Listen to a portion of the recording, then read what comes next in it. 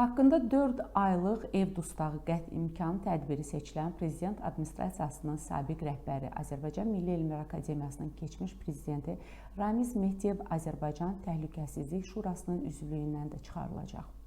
Azərbaycan Təhlükəsizlik Şurası katibinin müavini general-polkovnik Mədəd Quliyev bu barədə açıqlama verib. Hər şey qanun çərçivəsində öz həllini tapacaq. Bir nəfər vaxtilə Şuranın üzvü olub, o da təbii ki, qanunla çıxarılacaq. Bizim ölkəmiz hazırda dünya miqyasında cənab prezidentin sayəsində ən önəmli yerini tutub. Azərbaycan hüquqi və dünyavi dövlətdir. Hər bir şəxsə qanunun gücü tətbiq olunub və olunacaq. Buna hər kəs əmin ola bilər.